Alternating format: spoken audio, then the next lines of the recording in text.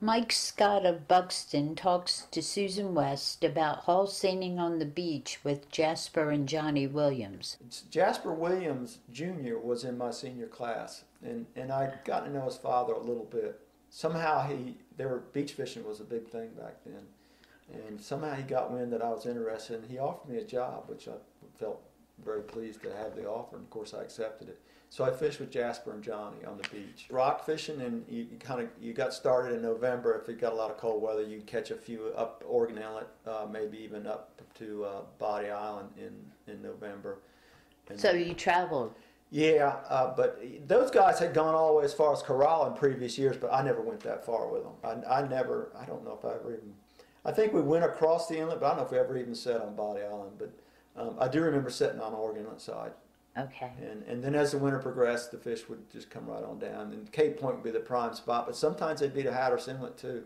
Now in later years, they caught them more off Ocracoke and Portsmouth Island, but I only Hall seined for them the 1 year. But we spent a lot of time on the beach. It used to kill me. It'd be blowing a gale northeast. You knew you weren't going to fish. Current ripping down the south side. But we'd still be out. We had 2 trucks and 2 boats, and somebody said, well, I'm going to go down the beach, check something out. I'm going down to Rocky's camp. And these guys, they knew where Rocky's camp was. So to them, that spot of beach, even though every trace of Mr. Rocky and all his fishing experience there was long gone, they still knew that spot of beach was Rocky's camp.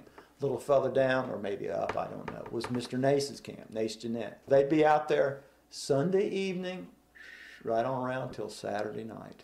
Oh, really? Yep, they'd spend the whole time, unless they got a catch, then they'd Wow. hike it through the woods, actually through the road that Doctor's Road that the, Okay. what do you call the Coastal Reserve is on, right out to what they call Earl Miller's Landing. You remember Earl Miller's house out there? The house is long gone. It's right behind Keith Gray's now. There's a creek there. Okay. So they would horse and cart those fish off the South Beach. And that trail used to be open enough that if you had a little bit of daring and you could get through there. I remember going through there all the way.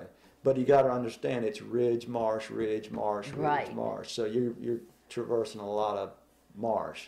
But they had kind of filled in certain areas. They threaded it where the ridges got the closest that they could, and they came through there. Now, I didn't witness any of this, Yeah, but I this is- heard it by reference. It just Right. I used to marvel.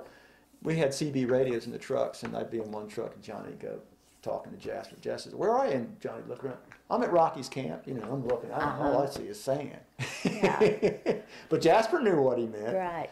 So they would horse and cart those fish through the woods to the landing, which at that time wasn't called Earl Miller's Landing, because Earl Miller built that house in the late 60s, I think. Put them in a boat and either go to Avon or Hatteras.